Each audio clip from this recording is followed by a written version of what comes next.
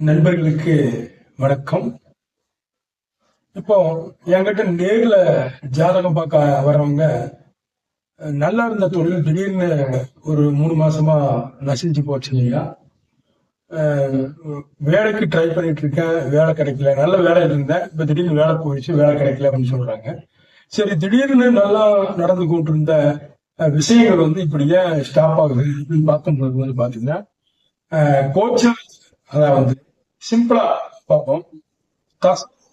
புக்தி நடத்தும் கிரகங்கள் ஜாதகத்தில் எங்கு இருக்கிறதோ அங்கு பாவ கிரகங்களான சனி, ராகு போன்றவை கோச்சாரத்தில் வரும் பொழுது நல்ல பலன்கள் நடந்து கொண்டிருந்தால் அந்த பலன்கள் குறைவதையும், கெடுபலன்கள் சாதகமற்ற கெடுபலன்கள் நடந்து கொண்டிருந்தால் அதிகமாவதையும் இப்ப அனுபவத்துல நம்ம பார்க்கிறோம்.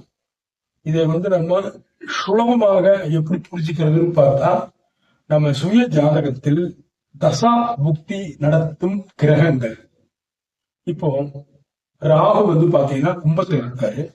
அப்போ கும்ப ராசியில தசா நடத்தும் கிரகமோ புக்தி நடத்தும் கிரகமோ, அல்லது மீன ராசியில் இப்ப சனி இருக்காரு, தசா புக்தி நடத்தும் கிரகங்கள் மீன ராசியில் இருந்தாலோ அவர்களுக்கு பாத்தீங்கன்னா நல்ல பலன் நடந்து கொண்டிருந்தால் அந்த நல்ல பலன்கள் குறைவதையும், கெடுபலன் நடந்து கொண்டிருந்தால் அந்த கெடுபலன்கள் அதிகரிப்பதையும் இப்ப நம்ம அனுபவத்தில் பார்க்கிறோம். இப்ப நம்ம புரிஞ்சுக்கிறது அதுதான். மீனத்திலேயோ கும்பத்திலேயோ தசாபத்தி நாதர்கள் இருந்தா இப்ப அது சரி வர்றது இல்லைங்கய்யா. நன்றி, வணக்கம்.